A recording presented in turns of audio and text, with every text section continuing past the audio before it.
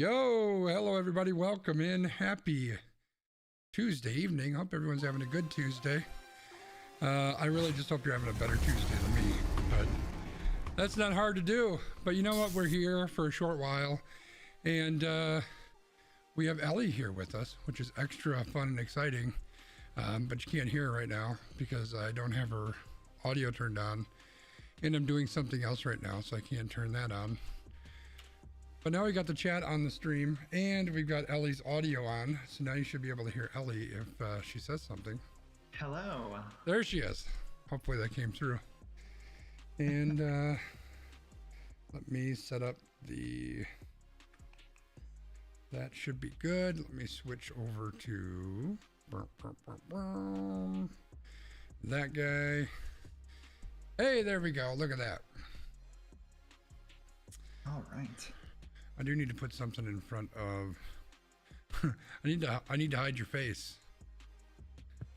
For whatever reason, Discord likes to go all max headroom, and it kind of gets shaky, and then you do like it's really weird. So I need to put something in front of the monitor over there, otherwise it catches my eye and it makes things really weird. Lots of people in the chat. Z-Dubs is here. Old Man Wiggum's here. Emily's here. Everybody's here and everybody's happy.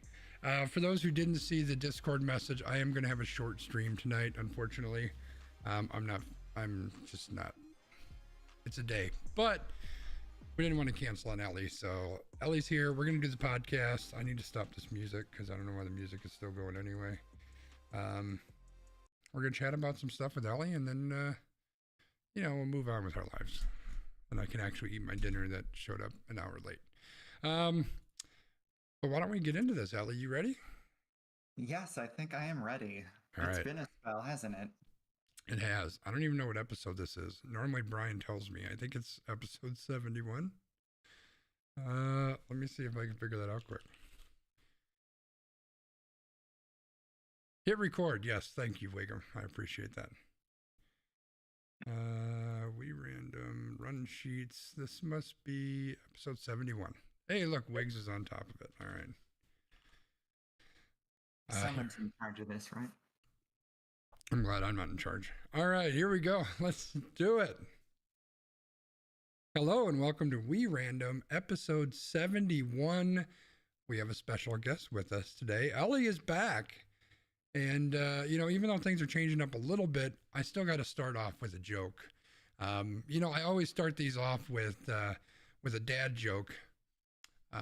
But I don't actually have any kids, so I guess I'm a faux pas. Faux pas. More after this. Almost Qualified Productions. Let's get crazy! Experts don't have this much fun.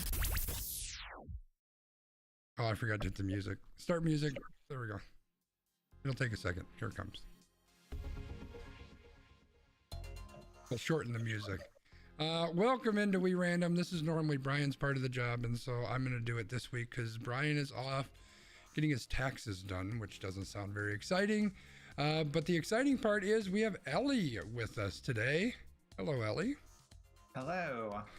So Elly was with us a number of months ago. I'm not going to do that math. 9-10 months ago, something like that, back in June of last year. And we had a great conversation. Elly shared a lot of information about her current life and the things she's going through. And with, Brian out of the picture this week, we figured let's bring Elly back. We'll catch up with Elly, see what life has been like for Elly over the last however many months it's been. And, obviously there's all kinds of different topics and stuff in the news that everybody's really excited about. So we're going to talk about some of that stuff too. But I think first of all, let's just check in and see how Elly's doing. Elly, how are you doing? I am doing great. It has been, 9 months. Oh my God. A lot of things have changed. I actually went back and looked at the last podcast a little bit, just enough to see myself, which I wouldn't normally be a fan of. But 9 months in the rearview mirror, looking at it, it's actually kind of like looking at myself as a teenager or another person. It's like, oh, she's so cute. things have changed quite a bit. The hair's gotten longer. I've had a little bit of surgery, which we can get into. I think since then, let's see, 9 months. Definitely, I've gotten ink since then. So there's a new tattoo, which may or may not make the camera. We'll see how that goes. I'll have to get up to show you. But things have been really good, and it's gone kind of full gambit. So emotionally, things have gotten much better. Physically, I've had a little bit of a rough spot. I know we talked about that, and you know how important physical fitness is to me. But around October, I had a back injury, went to a chiropractor with the hope of fixing it and getting better in the long term. And in the process of letting him try to correct me in the long term, he damn near crippled me. Oh, jeez. So that was an adventure. Had to have my surgery rescheduled just to give myself physical therapy time to recover. So yeah, it's been ups and downs. I've learned a lot about myself, which we can get into. I am a total pain wuss. I can't handle it. I've had to learn a lot about handling that side of things. So let's see, like the major, the major adventures I think that I've not shared is like adventures in hair removal, which is always fun for transgender people. Electrolysis is not fun. And of course, I've had the surgery, which is breast augmentation for me. I'm not going to try to hide that, although now it's always awkward listening to music that references like She's So High, Tal Bachman. You know this song where they talk about let's see, no cuts or silicone. Well, sorry, I'm cut and I've got silicone. But anybody who's going to be encountering a touch with those better just be damn happy that they're getting that rather than worrying about what got it there. That seems And fair. it's navigating things like that, little jibes they have against those of us who weren't born lucky, that now stand out to me in strange ways. But probably the biggest thing, and yes, rogue reagent, I do not enjoy electrocuting myself, nor do I like other people doing it on my behalf. But it did supposedly prepare me for like surgical pain and stuff like that. And I learned something important from that. Doesn't prepare you. Pain just does not prepare you for more pain, at least not in my experience. Yeah, I can imagine. But my highlight of all of this, like the culminating thing that really got me in touch with what it means to be transgender, is what happened after the surgery. And we all picture ourselves in our mind's eye, whether it's just normal dreams or fantasies, those sort of things. And for the first time, I had something happen where I pictured myself in my mind's eye, and it was me. I don't think people can understand what that's like.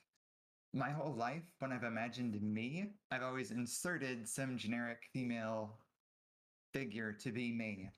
But for the first time ever, when I was thinking about myself in a situation, it was me, my face, most of my body, one little edit. But otherwise, it was just me. And it was the first time that it ever happened. And it really hit me emotionally, and it surprised me, and it got me in touch with how important these things are. These physical things that make such a difference to who I am as a woman, who I am as a person, and who Elly is.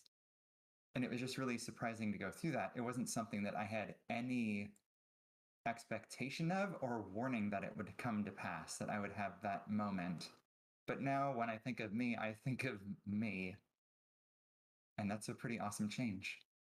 Yeah, I mean, I can just imagine. I mean, I think most people can relate to something as superficial as, oh my God, I got a bad haircut. And now for the next, 2 months, I have to look like an idiot with a bad haircut.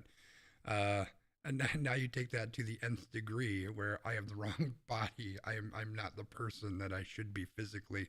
That's a huge thing. So just to give a little bit of a recap for those who didn't check out the last time that Elly was here, which you should. I know, man, we can put the link in the chat there. Elly is transgender, and that's what we talked about a lot the first time that she was on the show. And you talked a lot about kind of the new experiences that you're having. So it was all still fairly new, I think, at that point. And so it's been 9 months. So a lot of stuff has kind of changed. So I'm just curious, you talked about some of the big changes, but what about some of the, I don't want to say small changes, but like just I remember specifically you talked about going out and being out and walking down the street as a woman and how it felt different and how you could see how people would kind of react to you. How has that been? I mean, obviously pandemic and everything, so who knows how much you're out and about, but how has that been? How are you feeling with that? Is it getting more comfortable, getting more natural?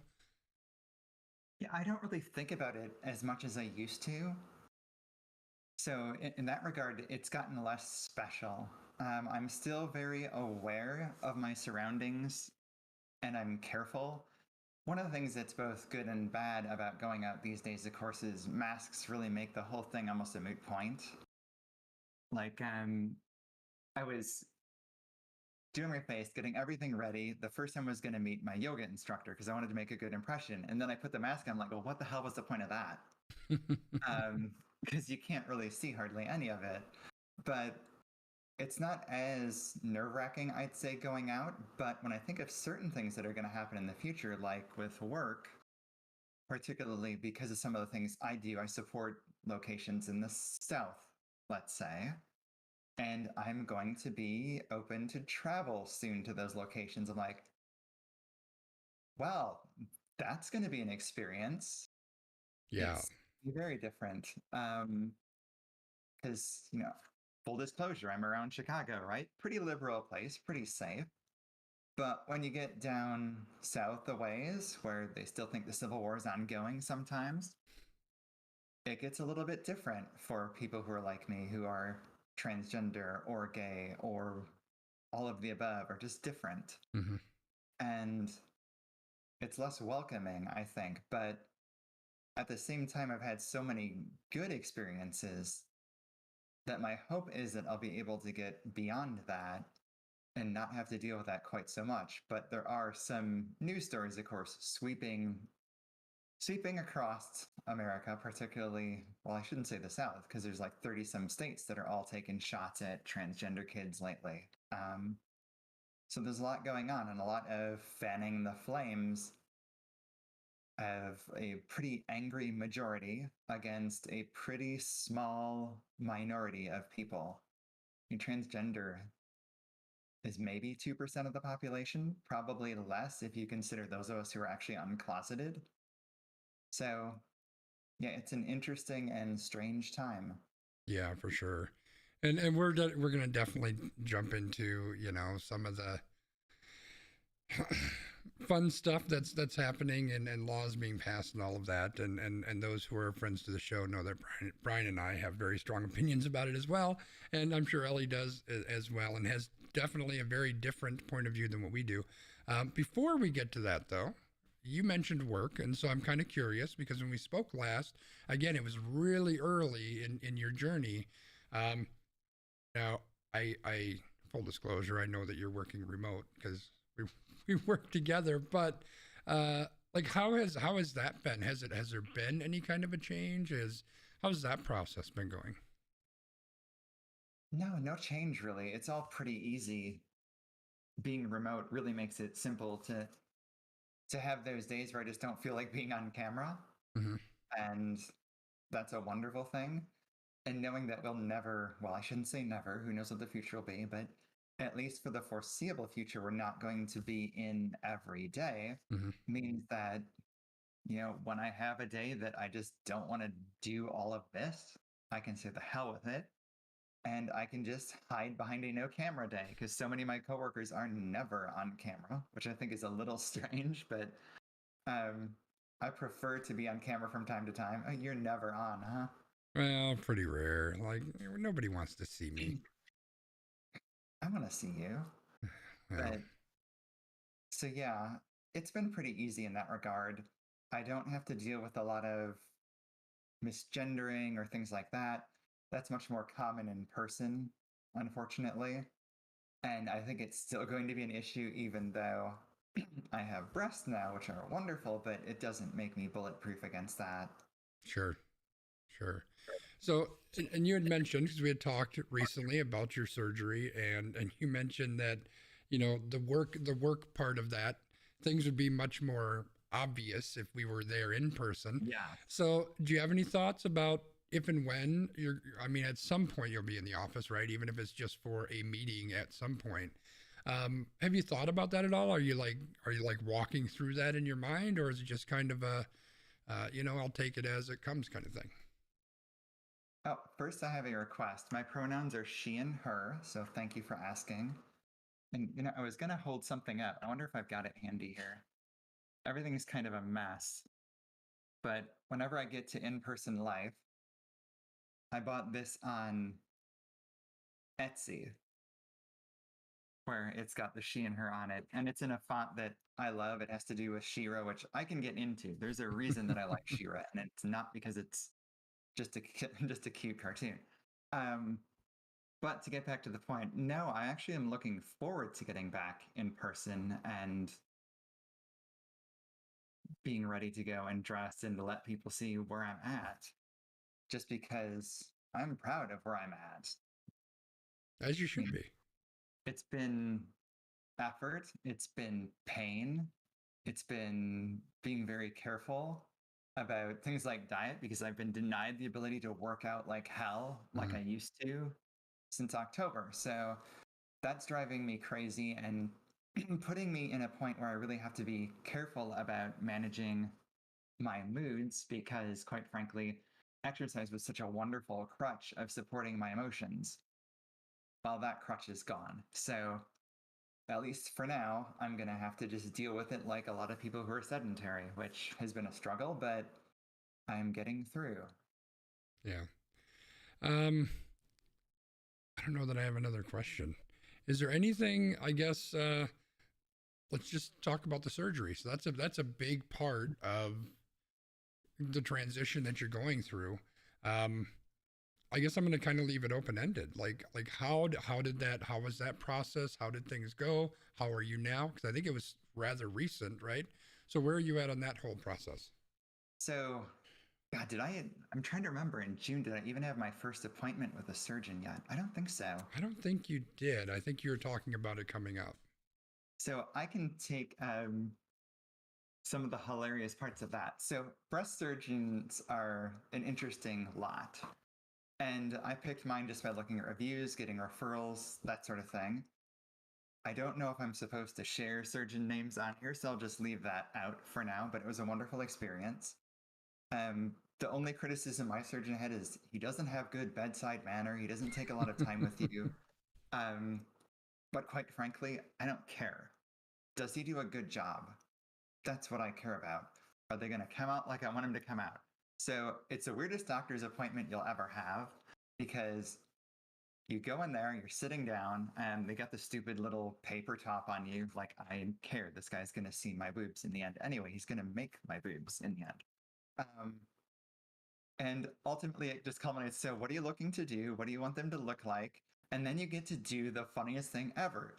At least in my case, I got to share basically pornography with my doctor to show him a picture of what I wanted my chest to look like. Because, they don't want to see someone with clothes on. They want to see what you kind of envision is your ideal. So, oh, I see a question. No gummy. I went with just normal silicone. And people probably don't know what the hell I'm talking about, but there are different kinds of silicone implants. There's a gummy implant and then just a regular silicone implant. Gummy gives you a little bit more of a teardrop shape. It's newer. It looks a little bit more natural. But because it's newer, I shied away from it a little bit. I wanted to get something that would last a long time. And I'm told that unlike what I've read online, these will last a lifetime. So I won't have to get surgery again, which is beautiful. But to take it back to the office, you show the picture and then you show your chest, and then the doctor is going to be like, well, let's see how big we can go. And he's thinking in his head, doing whatever magical math they have to figure out my rib cage and how big we can make it. He pulls out a sample or two of silicone implants. Yes, more bulletproof. And then you take it in your hand, and he puts it in my hand. He goes, how's that feel? I'm like, I guess it feels pretty good. And he's like, well, hold it up. So you hold it up, And then he looks and he's like, yeah, that'll work. And you get kind of a range of, how big you can go if you want them to look fairly natural. Then I have my pre-surgical appointment, which is just a few days before surgery after I rescheduled it. Normally it's supposed to be like a week and a half ahead of time. Here it was like 4 or 5 days ahead, which made me nervous as hell because he hadn't seen me by then in like 4 months. But it's a very similar appointment where, no, there is no biting. Good idea though. But again, you're sitting down and he goes in and he does this look again, checks how I was at that point, because by then I wasn't able to work out for several months. And I'd also been purposely eating a little bit more fat to try to get some more of my own tissue up top. And looked again, did his check, found out that my particular measurement that he estimated would work would be about a 320. So keep that in mind. 320 cc's is what I expected to get. I did my searching online and figured that I'd end up with, I'm not going to hide this. I figured I'd end up with about a C cup. So nothing too big, pretty manageable. But the hilarity is going to come into play because I didn't know that this is preliminary. So I'm now ready for my final appointment. They give you this whole preparation thing. Just the usual things you'd expect. Don't eat, don't drink. And you have to wash your body with this really awful stuff that dries your skin out so bad, but I guess make sure that you don't get an infection. And then the morning of the surgery, I come in and they go through the whole process there. I find out after the fact, much after the fact, there's a different measurement. So we'll get to that in a moment. But you're supposed to have someone, and they didn't warn me about this ahead of time, monitor you 24 hours in person after the fact. Well, I didn't have anyone who could do that. So I get home from my surgery. I'm miserable because it's a surgery. You're not going to feel great. A really good friend brought me there and brought me back because you have to go at like 5 a.m. So it's really bad. So I owe that person a lot. And his wife actually came along with us because she was worried that he wouldn't be organized enough to take care of me. She came along to make sure that I was taken care of too. So I felt really wonderful about that. But they're not going to stay with me 24 hours. And I'm not going to ask them to do that, even though they probably would have if I would have put them on the spot. Instead, I fire up a Discord Elly cam with my brother. And he monitors me as I'm sleeping pretty much for like 12 or 14 hours after the surgery. And he got to hear, and he was paying attention because I actually stepped away from the room, went to the restroom for my first time where I was actually somewhat in my head. I look in the mirror and he hears my first comment, which is, "Oh my God, they're big." So I hear him just laughing because he heard that from the other room. So he's taking great care of me. And then I find out I'm going to have an appointment 2 days later with the doctor, the surgeon. I took the whole week off to give myself time to recover. And I go into the surgeon, and it's another one of these really memorable, interesting appointments. Breast surgery appointments are the best. Because I'm wearing this oddly cute purple surgical bra top. It's like a tube top with Velcro holding it really tight because they don't want him moving around and getting injured. And he just says, "Are you ready?"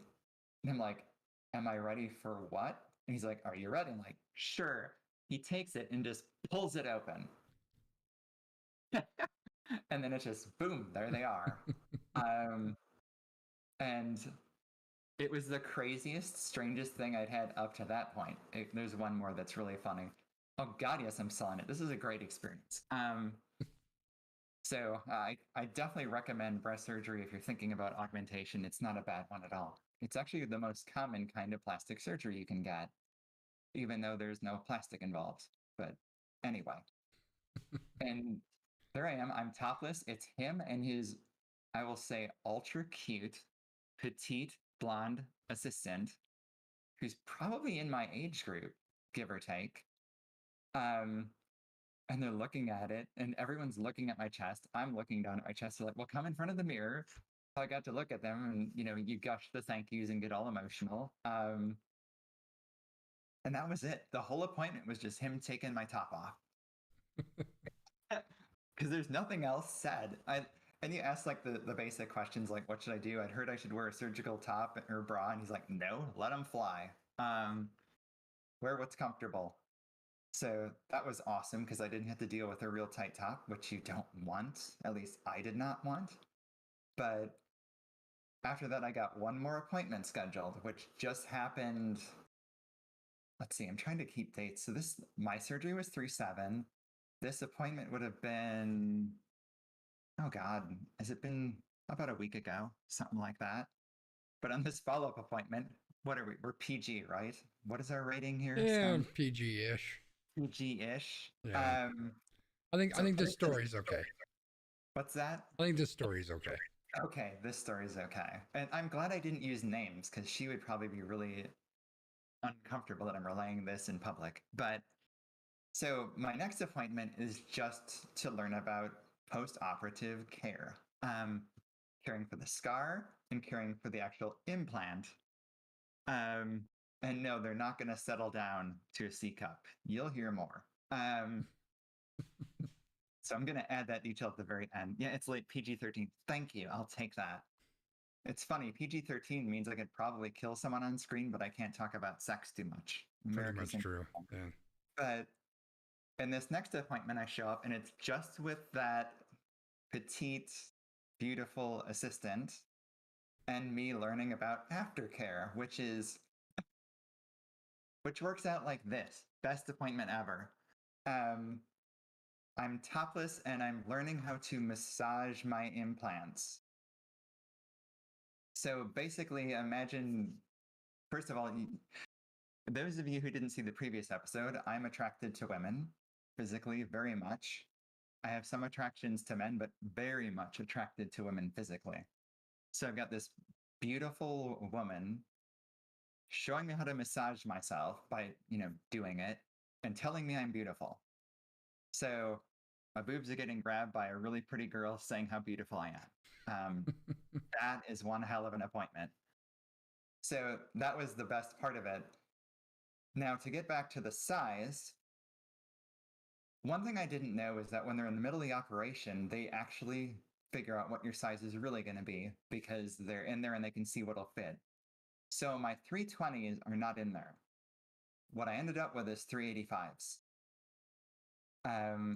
which works out to be on my current measurements, rib cage and top, I either get into a 34 triple D or 34F, depending on how you measure it, or a 36 double D. A lot bigger than the C cups I expected. It's a little bit bigger, yeah. So, I don't know, can we do this? See if I don't know what this looks like on the camera. You can kind of tell. Yeah. So it's a lot bigger than expected, and I'm not objecting to that at all. Because I heard a lot of women who go through it then have regrets later that they didn't go as big as they could. Well, I'm pretty much as big as I could be and still look somewhat natural, but I'm very happy with how I look, and I can, wear things that I never could wear before. And thank you for the compliment. But yeah, it's been a heck of a journey. And I asked them, are they going to settle much? I guess there's a term, settle and fluff.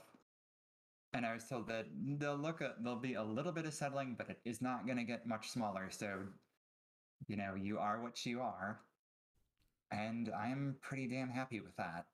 But that's been the journey. The pain is mostly gone. I am a big baby on pain, but I'm also very anti-hydrocodone. So I minimized it. I was warned by the anesthesiologist that I am a total lightweight, apparently. He barely had to do anything to knock me out.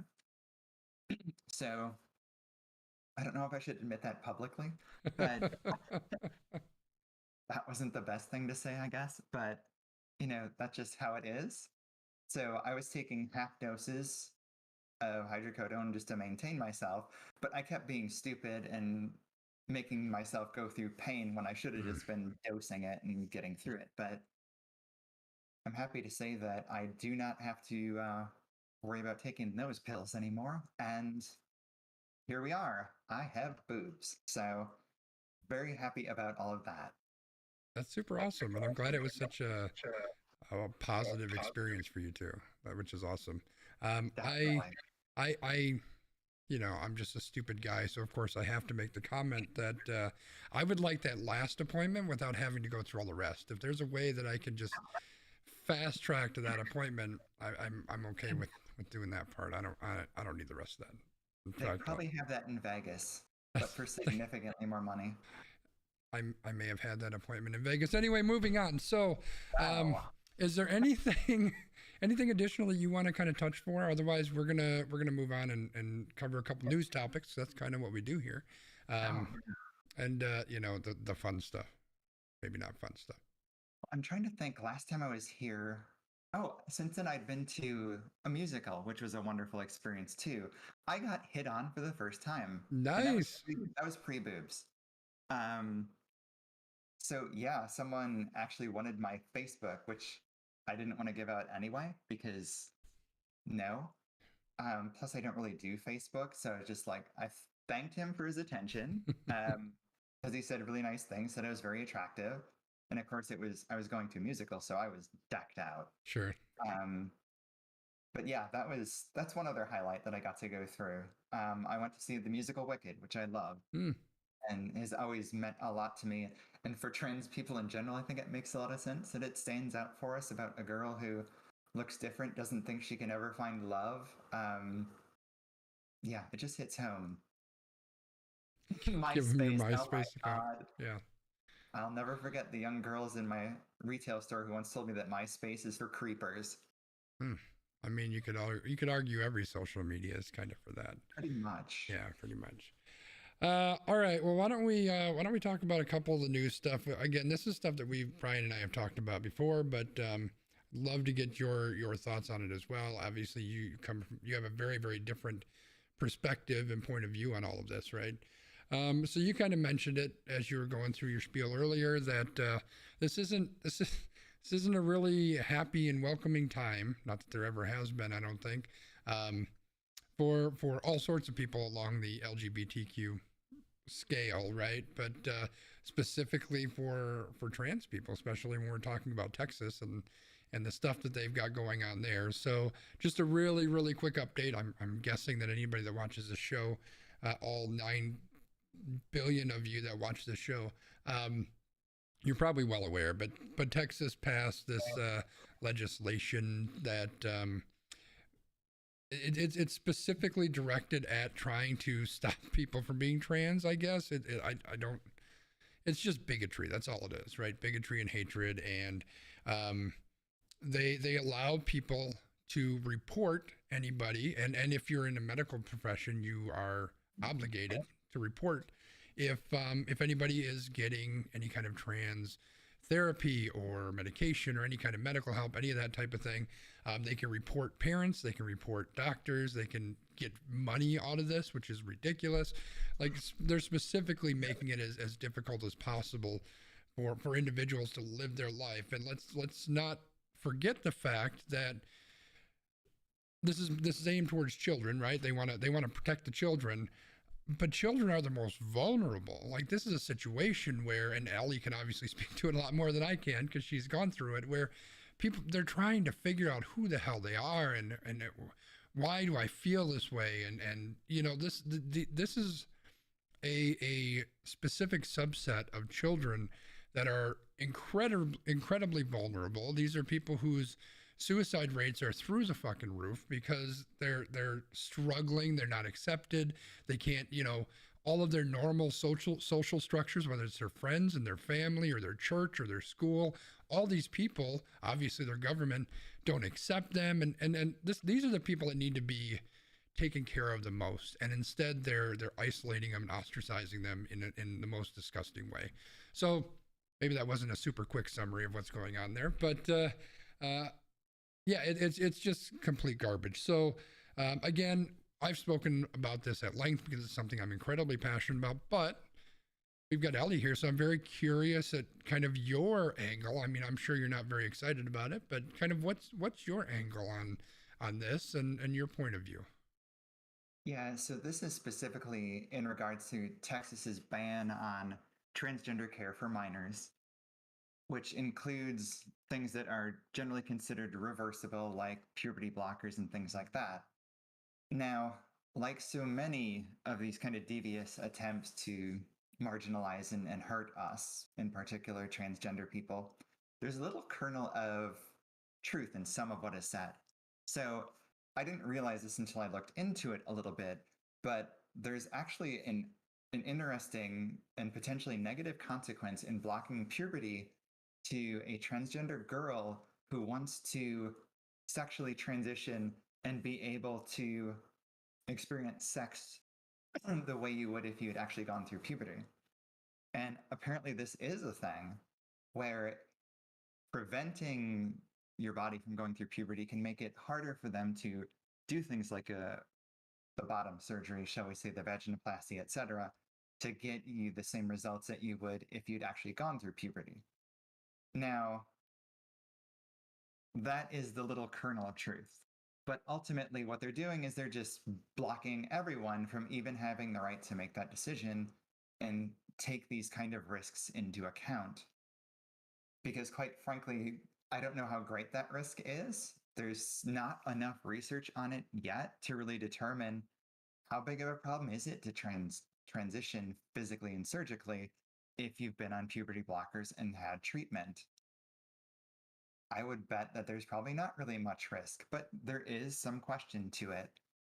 But not enough question to deny kids, their parents, and their doctors the right to make a decision. It's so interesting how when the ACA was coming out, the Affordable Care Act, the side that now is blocking doctors was saying that that whole act was interfering with health choices.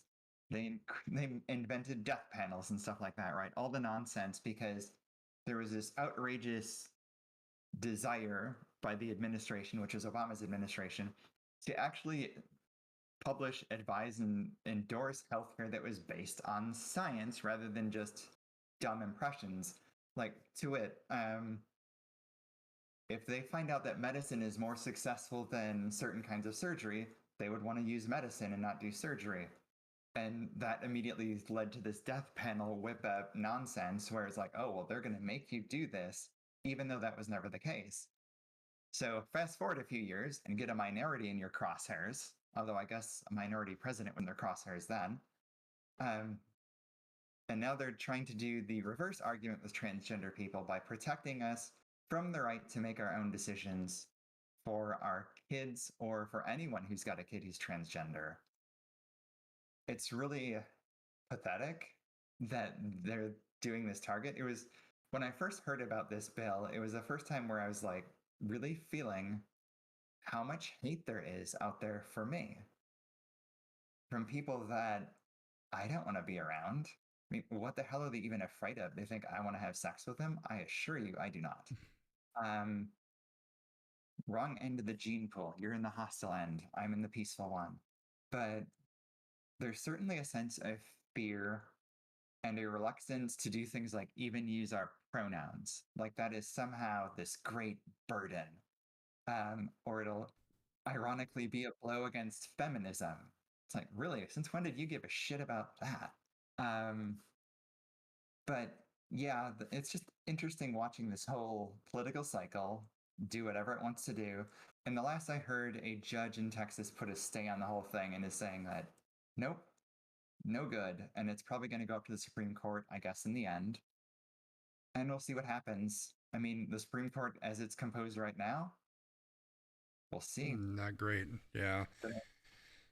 And I don't have to legislate, they can just get the Supreme Court in place instead. Yeah. And you know, and I'm going to repeat something I've said previously, but like, this is just 100% hatred and bigotry. That's all it is. And this can extend to race as well, right? Like we've got the Senate confirmation that's going on right now, and the GOP put out a tweet, like just absolute straight up racism. That's all it is. It's just bigotry and hate, and that's all they do. But you know, in they started off, well, no, I can't even say started off, but you know, maybe a year ago, all you heard about was critical race theory, right? And parents have to have a say. You have to trust the parents. The parents know what's best. You got to let the parents have control. They have to be able to say what they can do. And then Texas comes around and says, you can't trust the parents. You can't let them do that. The parents are going to do stuff that we don't want them to do. And then Florida says, well, we can one up you. You can't, you got to trust the parents. They got to have a say in what you say in school, and you can't say this. And like, make up your goddamn mind. Like, all it is nothing but pure bigotry and pure hatred. And they will slime around left and right and up and down and do wherever they need to do. And they'll lie out one side of their mouth. And it's just, they will say whatever they can say to continue to push their hatred agenda. And that's what just blows my goddamn mind. It's just nothing but hatred. And it's ridiculous. That's kind of where I'm at. And we are the weakest minority in the block now, so yeah, take your shots. I mean, they're taking shots at everybody, right? Like anybody that they can, and it's ridiculous. And I kind of brought up Florida, so that's another one. It's not specifically trans related, but you can't say gay in Florida anymore. It's outlawed. You also can't talk about gender identity there, so they got us in the periphery. Yeah, so Florida says you can't say gay in schools because parents don't want you to say gay or something. I don't know exactly what their issue is with that word. Apparently, if you say that word, then your head explodes. So they're trying to save the kids. I can kind of understand that. We don't want heads exploding in schools. What are your thoughts on Florida? I'm just gonna throw it up in the air and where are you at on that? Why is it these beautiful places are so messed up? Seriously. I've been to Florida. It is gorgeous. I mean, it's kind of southern Alabama. I'm gonna be honest. I mean, I'm saying something about Alabama, and everybody kind of knows where I'm going. It's kind of just southern Alabama. Like, I'm just saying, I drove to Florida once, and you can't tell when you're in Florida until you hit water, and then you're like, oh wait, I'm not in Alabama anymore. Just throwing that out there. I only go to the Florida part of like Tampa, and I went down to, oh God, I forget what it's called, but where the seashells are. There's this isle that's known for seashells. My brother drove me down there, but it's a beautiful place. The weather's amazing, and I don't know. It's just something about attacking who you can attack down there. But yeah, it's an interesting dance that happens in certain parts of the country to go after those of us who are most vulnerable. And we're a pretty easy minority to hit. We don't have much power. And you can already tell that the dialogue is positioning itself to try to have feminists attack transgender females, and also to get lesbians to go against transgender females as well, which is something that started way back in the 70s, where it got so bad that some radical lesbians actually killed some transgender girls. So, I mean, everyone can do violence, I guess, but yeah, those things happen. And when I think about this particular Florida bill, I'm kind of hoping it works, that they pass it and that they get it in. Because if you know any kids, the number one way to get them to do anything is tell them not to do it. They can't do it. Well, to that end, and I don't have the article up right now, but I sent it to you in Discord. Let me see if I can't look at Discord on my computer because then your face will I just disappear. remembered it's Sanibel Island that I went to. Sanibel Island. So there was a post. Somebody asked Oscar Isaac, who is the guy from the new Star Wars movies. He's also starring in the new TV show. What is it, Moon Knight or something? Moon Knight, which is a Disney property. They asked him to address the fact that Disney employees are protesting this "Don't Say Gay" bill, and his comment was, quote, "I guess my comment would be," and he starts singing, "Gay, gay, gay, gay, gay, gay, gay, gay, gay, gay, gay, gay." And then he goes on to say, "This is absolutely ridiculous," et cetera, et cetera, et cetera. So yeah, the Disney thing is another aspect of that. And you brought that up when we were chatting earlier, is that this is a huge company, and they really have, the way I described it is they're just playing patty cake, right? Because let's be honest, the same people who are trying to push through this hatred agenda, they're really the best friends of big business. Now, all politicians, if you ask me, are friends of big business, but specifically these people are the big friends, right? They're the ones that Disney gives money to hand over fist because they're the ones that are going to pass laws that benefit them and all of that. But yeah, it's just, again, it's more of the same kind of garbage. Well, Disney's been playing with us for a long time in the LGBTQ community. But before I rip on them, I want to just say I'm a big fan of Oscar. I think he's amazing. I thought Star Wars was kind of garbage, especially because it marginalized and made so little of his character. But yeah, unfortunately, he and John Boyega both got kind of screwed over in Star Wars. They did a really bad job with both of them, but they're both stand-up people as far as I've seen. But when you get to Disney, oh my God, you want a company that wants it both ways. Mm-hmm. And I get it. They're after money, and they're after Chinese money in particular. So you'll get things like their bold kiss between two unnamed nobody characters at the end of whatever. What was it? The Return of Sky, whatever. The Skywalker on the last one. The Rise last of Skywalker. one, yeah. Where at the end, Rey just decides she's a Skywalker because, why the hell not? Don't get me started. But they have that little fake lesbian kiss between two people that no one knows or gives a damn about in the background. They cut that from the Chinese version and probably other foreign versions. I mean, they cut John Boyega entirely from the Force Awakens poster in China too, which I don't hear many people talking about that anymore. And they've been totally messing with the lesbian community over Elsa and Frozen. They keep just hinting that she's going to be gay. But who knows? There's still hope of Frozen 3 getting out there, but come on. You really think they're going to do that with a main character? Give up the entire Chinese market by Probably having not. a gay relationship between two girls, two lesbians? We're hoping too much. Disney's way too safe, and they don't care that much about us. So don't get your hopes up, folks. I don't see Disney doing anything except being mildly disapproving of this, which is about the level that they went with their correction. Their CEO had to march out and do a little bit of very minor repairs. But when you look at the protests were puny. They're very small. The Disney employee count who actually protested was, I think, less than 100 Wow. out of a pool of 16,000 people. And yes, a lot of them work remote, but that's a pretty small group. So not a lot of oomph to that one. Maybe next time they'll try to hit it on a weekend and see how that goes. Yeah. But yeah, I mean, ultimately, I also think of like the failed Netflix wrath against Chappelle and his siding with TERFs against transgender girls. And his strange illusion that he seems to think that all transgender women are white. And the fact is that the most vulnerable among us are transgender girls who happen to be Black or Hispanic. They have a much more difficult time because those communities are even less accepting and even more likely to get violent about it.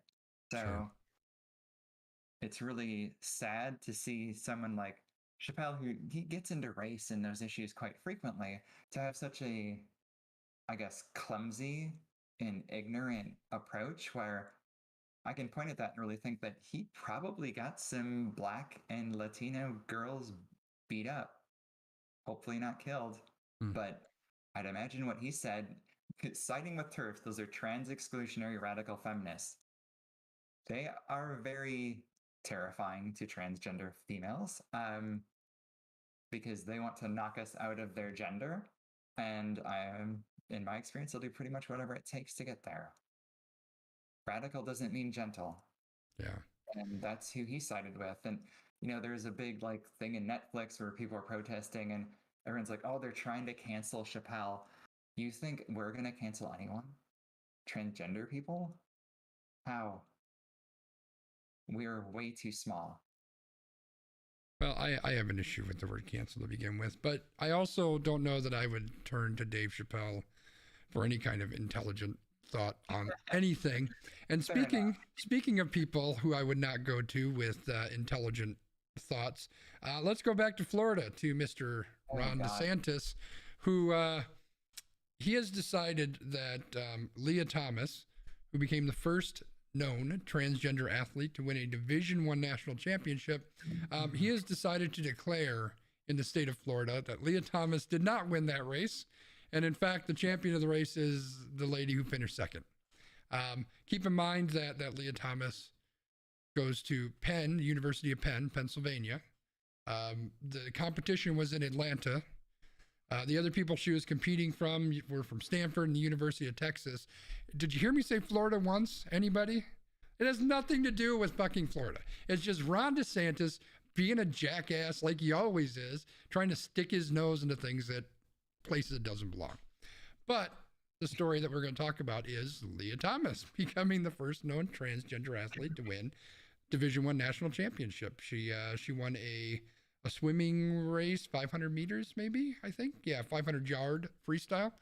And obviously, as I'm sure you're well aware, or can assume, there's a lot of controversy and questions around this. And again, this is another similar topic that Brian and I have spoken about. And I think there's far too many questions around all of this, but I am very curious what your thoughts are on this, Elly. This is complicated. There is no easy answer here. A few things about Leah. She transitioned after puberty, which I think is a really critical point to bring up. She has been on hormone therapy since age 19, I think. She's obeyed all the rules. She did lose muscle mass, and their finishing time was, I can't remember how much they said, 15 seconds off of her personal best from before transitioning. I'm not certain, but yeah. And 6 seconds off of the record for that event, if I remember right. 9 seconds, it looks like, off the record. Okay, 9. So here's where it gets complicated. I'm going to use myself as an example because I can't speak to her physical abilities. And I'm going to talk about before back injury, but I could probably do most of these things right now. And just talk about sport and fairness and what my metric is. So first, how I measure fairness is about effort. So using me as an example, at my age, is a woman in my age group going to be able to put in the same hours per week to get a result or similar that I would? So if I lay down and do a bench press, I can do a 50-pound dumbbell bench press easily, even though I'm hurt. I can probably do 70 pounds, even though I was hurt. Not many women at my age could do that. Very few. And most of those who could work way harder than I do. And this is where I think nuance comes in and where it gets complicated.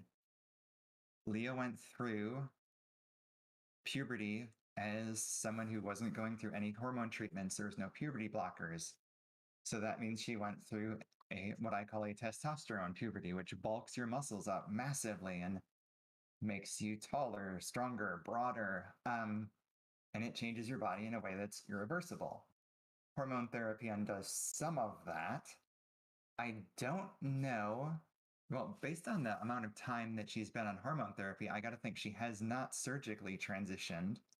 And a lot of transgender women don't ever do the bottom surgery. So she might not ever have any interest in that.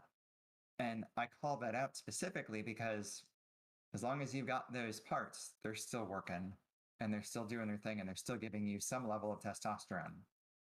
Now, they do have NCAA regulations about how much testosterone you can have. I'm not going to claim that I'm an expert in any of those things, so I will defer to people who are, but I know damn well about my own situation. And I know having worked out before I transitioned gave me a huge advantage where even though I'm now probably almost as far into hormone therapy as Leah is, maybe, and I added the surgical disadvantage, so I wouldn't be as aerodynamic, water dynamic, whatever. Dynamic, whatever, hydrodynamic probably. But ultimately, my message here is that we've got to be careful, and we've got to take it case by case, and I guess have a fundamental question about what are athletics really about? I've heard talks about like, scholarships and things like that. And that's all important because it's life impacting stuff. But part of me is like, why the hell do you get a scholarship to go to college for playing a child's game? Yeah, I think that's fair. I Why? And that's where I get confused, but I can't put that rabbit back in the hat. I can't put that genie back in the bottle. It is what it is. That's how it works in America. Does it make any sense? Hell no. Should it be that way? Probably not. College is a place for people who want to learn something. Um, but quite frankly, on the other hand, that's opened the door to a lot of minorities to get into college who otherwise never would have had the chance. right. So I can't ignore that either. I can't have my cake and eat it too. And yes, sports definitely bring money. And they don't pay their athletes. That's a whole other topic. And that's That why I is. don't watch college sports. Yeah. I don't watch slave labor. But it's just something where we've really got to think about it more carefully. And I don't think we have.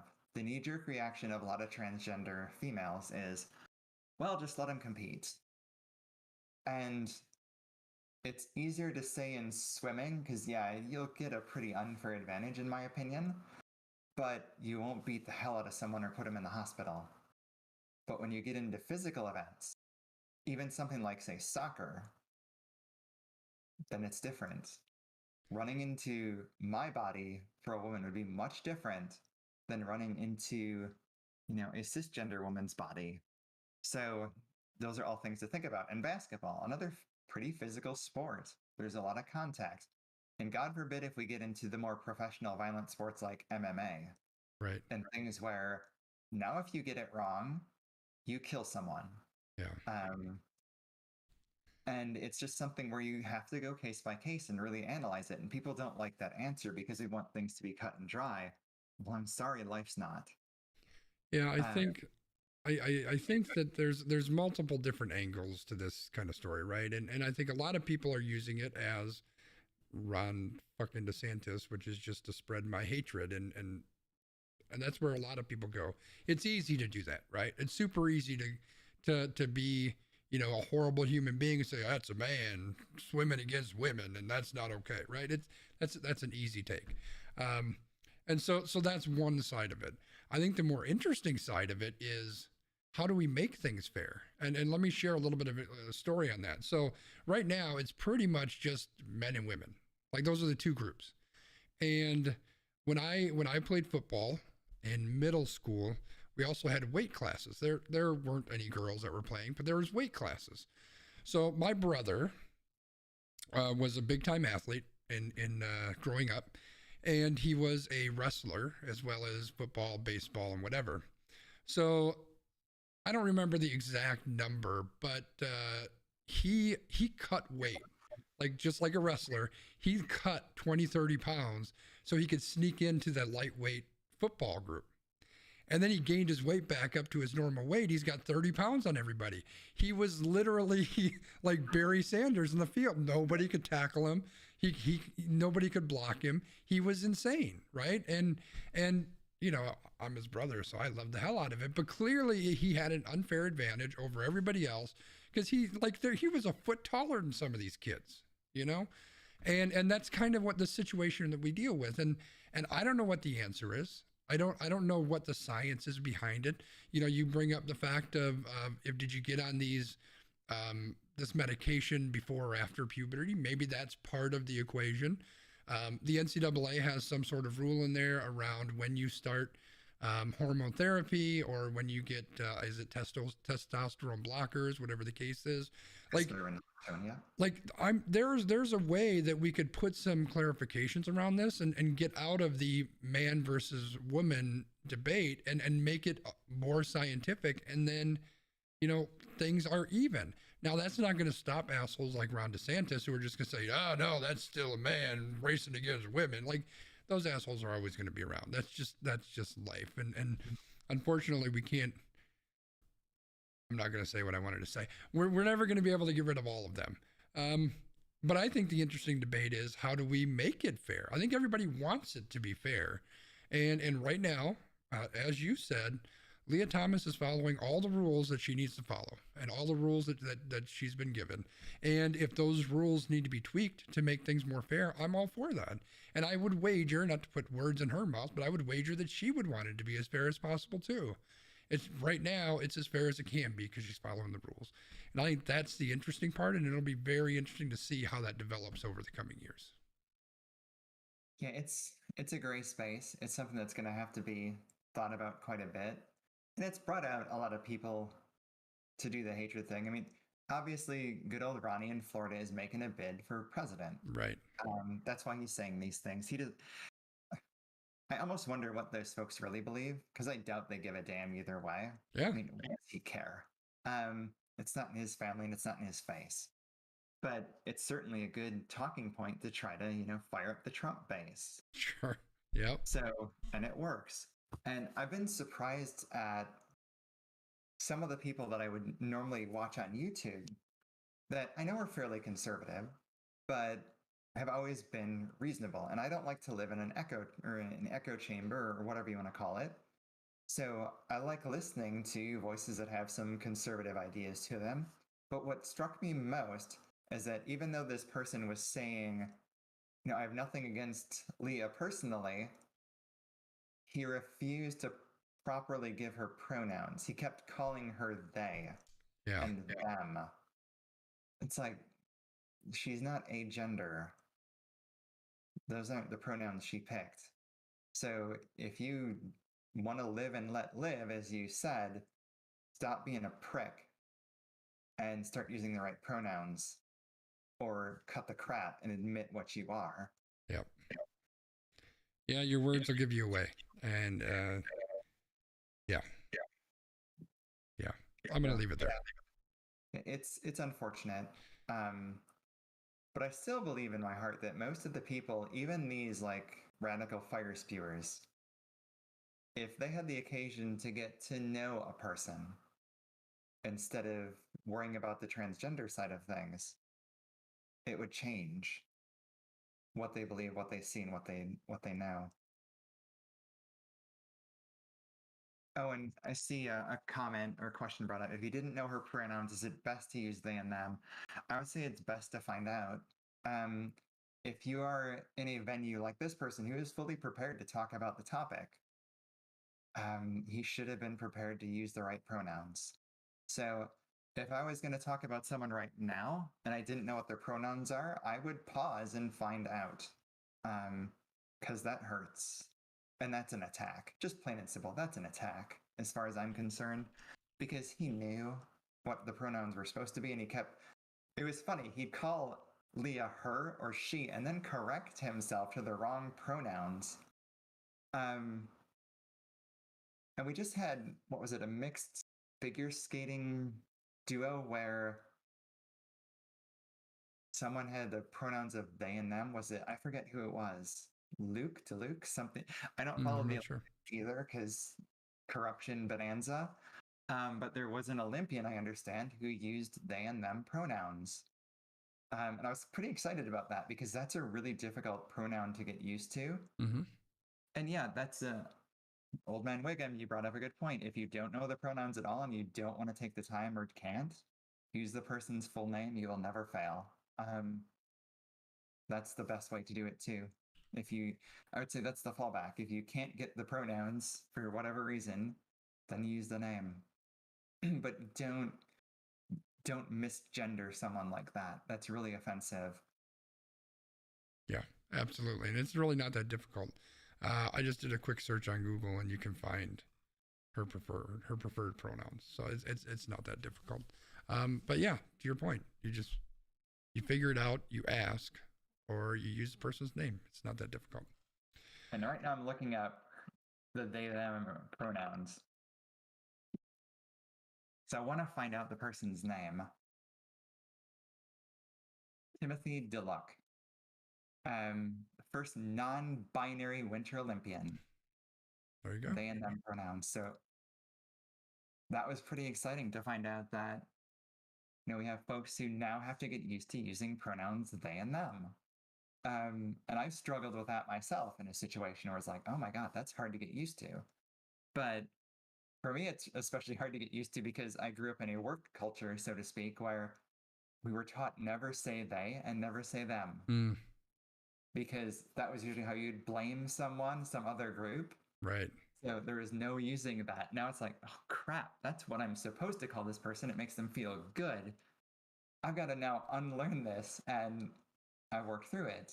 But I think that's maybe the primary difference between some of us who are okay with this and some of us who are like, nope, the world should never change and it should be exactly like I want it to be.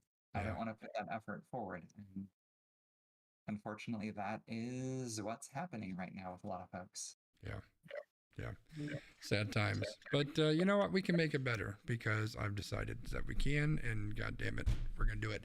Anyway, I think it's about time for us to start to wrap things up. So, Elly, generally what we do on the old We Random here is we take some time to do what we call an extra point, which is where we take a few minutes to just kind of express what's on our mind and where we're at. Do you have something you would like to kind of chat about? Wow. I guess if I'd go anywhere, I'm going to go somewhere lighter. We've been so darn serious this whole time.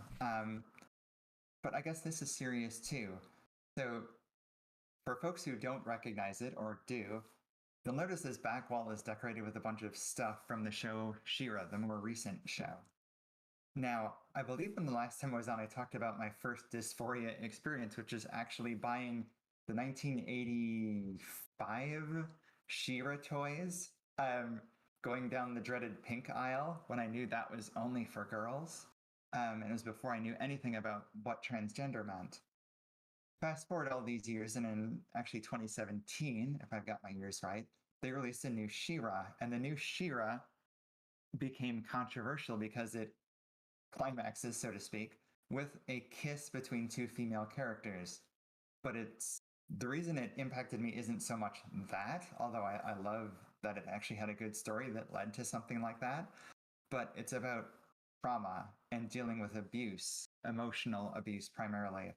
And watching this kid's show, I guess, I don't know if it's really a kid's show now that I think about it, but watching this show that's primarily for younger people really got me in touch with the different experiences I've had in my life and got me to acknowledge something that was difficult to acknowledge, like being in a relationship where I was physically and emotionally abused. And acknowledging that gave me power over it. It gave me the ability to truly move on. And that's why I've got these things here. And there's one line from it that I loved so much. We'll finish with some fun. I'll share my new ink. But there's a line from it where they say, "You're more than what you can give to other people. You deserve love too."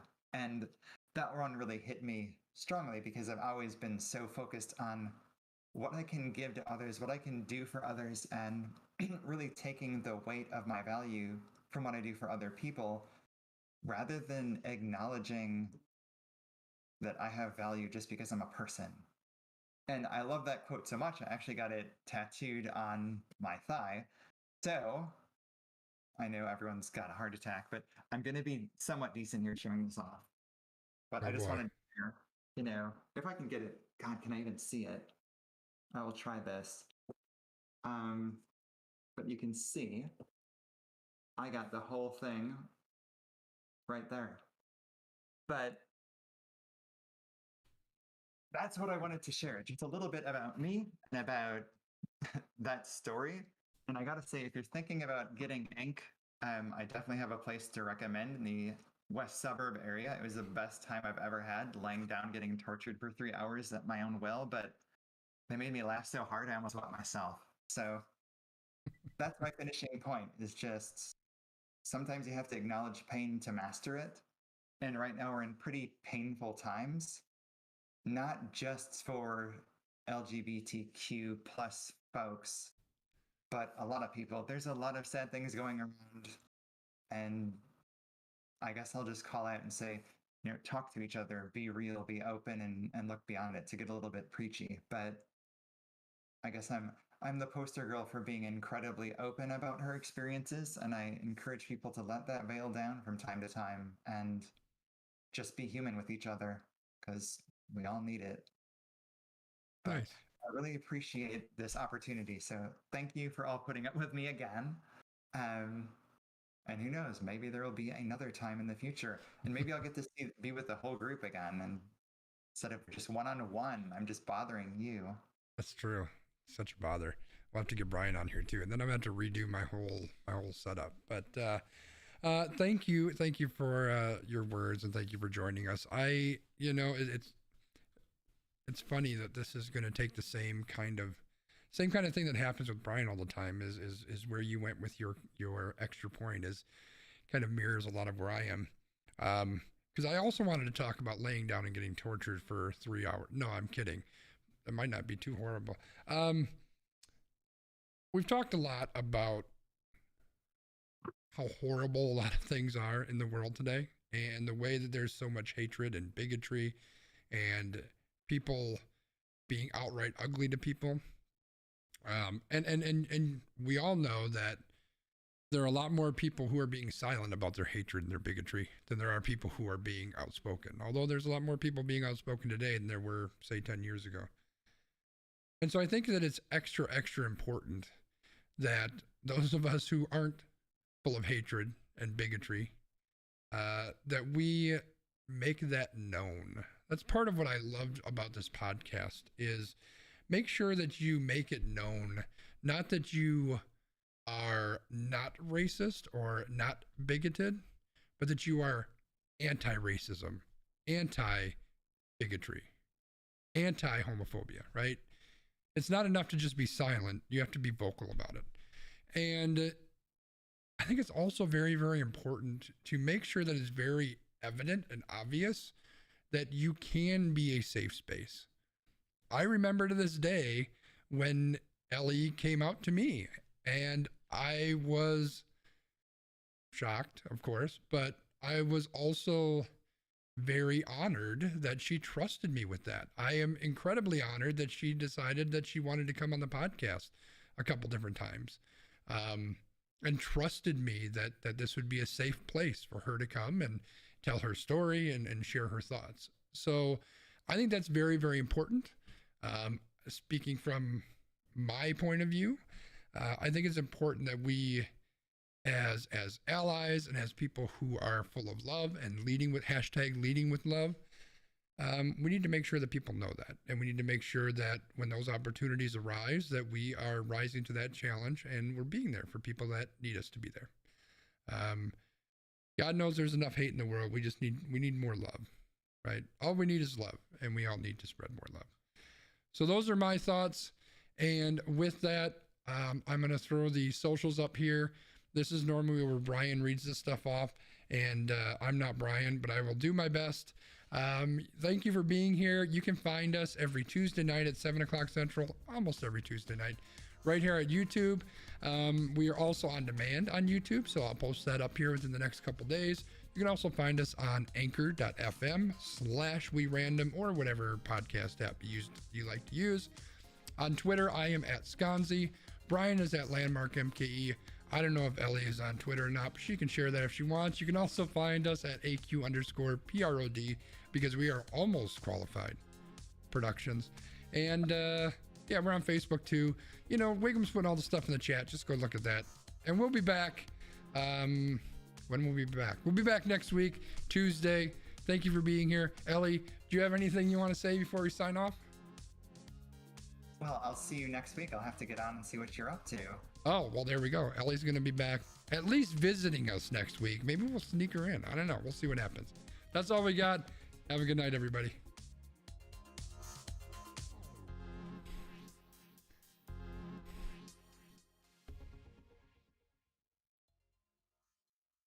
I got a little worried. The music just kind of faded out there. I thought I used up the whole sound clip again. Oh, that was close. All right. No. Now you can eat. Oh my God. Yeah, dude, I'm so irritated by that. I haven't eaten yet either, but I really didn't want to. My lunch was at 3 something. Oh, yeah, that's fun. This NDA project I'm on, you'll find out about it in about a week. Oh, I'm very excited. As long as I don't have more work to do with it, I'm okay with that. Don't say don't give me that. I don't think so. Okay. No. I can't get into it because I like my job, but yeah. Well, I couldn't get into it because of something. Anyway, yeah. Well, thanks for being here, Elly. I appreciate you being here. Thank you. For everybody else, what's that? It's fun. It's good to be here. Yeah, I appreciate you being here. For everybody else, I'm gonna cut the stream short because I didn't get a chance to eat and I'm hungry, and quite frankly, I am kind of in a shit mood and I kind of don't want to do anything. So I am gonna shut off stream tonight. But thank you all for being here. I appreciate each and every one of you. Elly, especially thanks to you. I will hopefully be back streaming tomorrow at 7 o'clock Central Time. Kind of depends on how I'm feeling.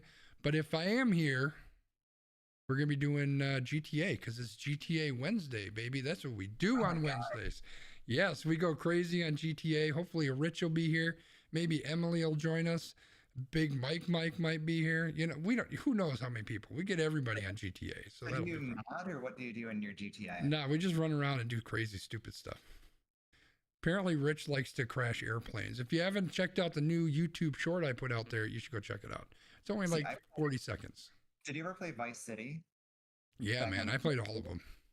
My favorite thing to do in that game was to repeatedly summon tanks again and again and again as fast as I could until they were falling over and everything was blowing up around them because everyone ran screaming. So, I'm obviously an anarchist, but I always like to just get up on a tall building somewhere or on a sign and just start sniper shooting all the people until the cops showed up and then I'd shoot them. And tower on me. Oh no. Yeah. I'm a horrible person. But you work that out in video games. That's why you're okay. That's right. Otherwise, I'd have to run for governor of Florida. Whoa! All right. So, Emily, looks like you'll be on. That's great. We'll see you tomorrow. Everybody else, I'm out of here. Thank you. Have a great night. See ya.